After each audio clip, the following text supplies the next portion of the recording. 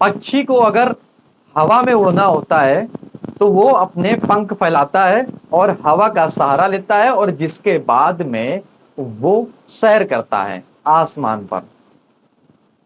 लेकिन इसी तरीके से गंदी राजनीति में भी आपको अगर राजनीति में हवा में उड़ना है तो शायद राजनीति में विवादों वाले शब्दों का उपयोग करना और किसी धर्म को साथ में जोड़कर चलना, तो शायद आप राजनीति में उड़ पाएंगे। नमस्कार, मेरा नाम है दुर्गेश मिश्रा, हाजिर हूं एक बार फिर से नए मुद्दे के साथ में। उदयनिधि स्टालिन तमिलनाडु के खेल मंत्री हैं और इनके पिता मुख्यमंत्री हैं एम.के. स्टालिन। बड़े राजनीतिक घराने से हैं। इनके दादा भी राजनीति में थे, वो भी मुख्यमंत्री रहे। लेकिन अब भारत में इनकी चर्चा बड़ी जोर शोर से होने लगी है, उदयनिधि स्टालिन की। भारत में सनातन धर्म के पक्षधर लोगों ने इनके खिलाफ खड़े हो गए हैं। यहां तक कह दिया है कि जो व्यक्ति इस व्यक्ति का यानी कि उदयनिधि स्टालिन का सिर कलम करेगा उसको 10 करोड़ रुपए इनाम दिया जाएगा। और यहां तक भी नहीं, अगर 10 करोड़ रुपए कम पड़ गए तो ये रकम बढ़ा भी दी जाएगी। अब आप ये सोच रहे होंगे कि स्टालिन ने ऐसा क्या किया। हम आपको पूरी बात बताएंगे, समझाएंगे और ये भी बताएंगे कि स्टालिन के किस बयान से राजनीति में ही नहीं बल्कि धर्म में भी हस्तक्षेप होने लगा। कैसे हुआ? स्टालिन ने एक बयान दिया कि सनातन धर्म को ऐसे जड़ से खत्म कर देना चाहिए कि जैसे कि मलेरिया और डेंगू और अन्य बीमारियां जैसे कि कोरोना। अब इतने से शब्द में इन्होंने करोड़ों लोगों की आस्थाओं के साथ में खेल कर दिया।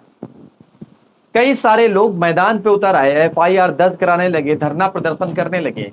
बीजेपी पार्टी के बड़े बड़े नेता दिग्गज अपने बयान देने लगे, बताने लगे कि इनके बारे में कि इनके पिता क्या थे, इनके दादा क्या थे और वगैरह वगैरह बातें। ये बातें नहीं बोलनी चाहिए थी। सनातन धर्म एक भारत की पहचान है, जिस भारत में शायद क्या बल्कि कन्फर्म उदयनिधि भी रहते हैं।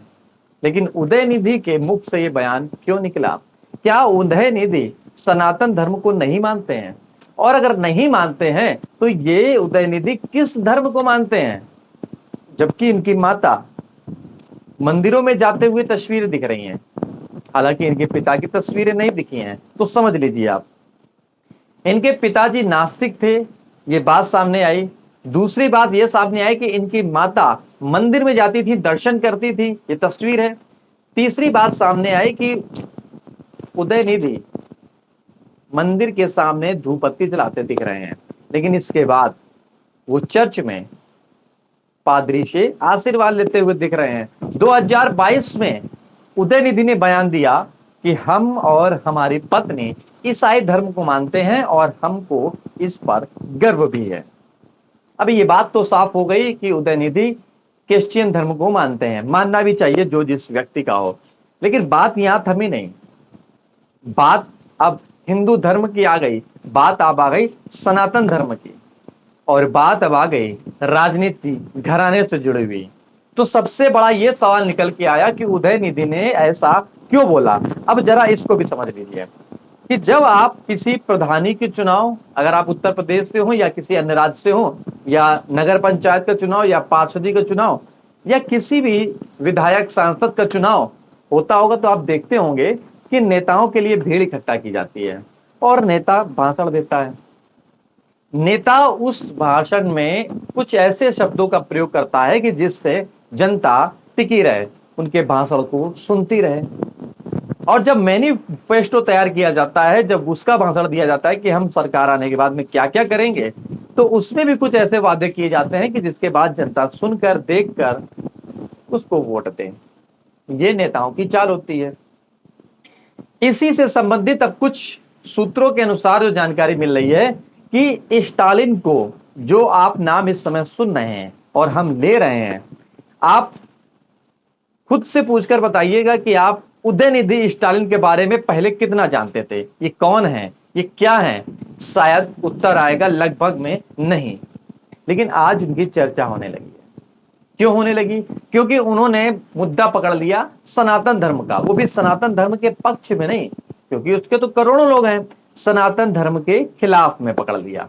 और खिलाफ में पकड़ते ही उनकी चर्चा तेज हो गई, और इस चर्चा पर उनको गर्व भी है।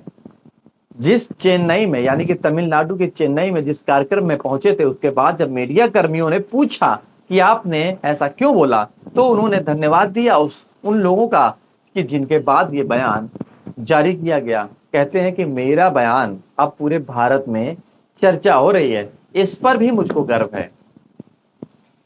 तो कहानी इतनी ही नहीं थी, कहानी वहीं से शुरू हुई थी जब मैंने बताया कि पक्षी को जब आसमान में उड़ना होता है तो अपने पंख और हवा का सहारा लेकर के वो आसमान में उड़ता है।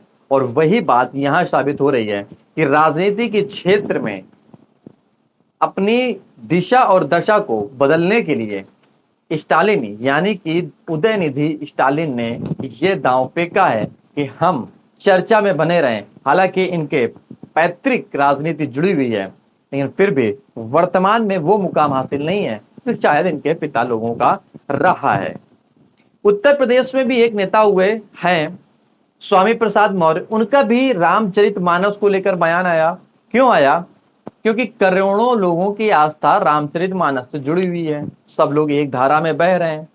अब उसी से संबंधित उसके विरोध में चलने वाली बात जब स्वामी प्रसाद मुख से निकली तो वो उत्तर प्रदेश में चर्चा का विषय बना था। उत्तर प्रदेश के बाद पूरे भारत में चर्चा का विषय बना हुआ था, क्योंकि रामचरितमानस को मानने वाले करोड़ों लोग हैं। वो आस्था से जुड़ी हुई एक ग्रंथ है। अब इसके बाद उदयनिधि का ये बयान वाकई में भारत में भूचाल लाने वाला दिख रहा है, क्योंकि ये अब एक तरीके की राजनीतिक समीकरण को तैयार करने का भी चर्चा दिख रही है, और दूसरे तरफ देश में किस कदर धर्मों का उपयोग किया जा रहा है ये भी आप देख रहे हैं, समझ रहे हैं कि चंद राजनीति के लिए, चंद चीजों के लिए किसी भी धर्म को कुछ भी कह देना, कुछ भी बता देना, ये आम बात इन नेताओं के मुख से निकलकर सामने आती है। अगर आप पढ़े लिखे होंगे, समझदार होंगे, तो ये बात समझते होंगे कि आप राजनीति करें, लेकिन आप किसी के साथ, भावनाओं के साथ ठेस ना पहुंचाएं।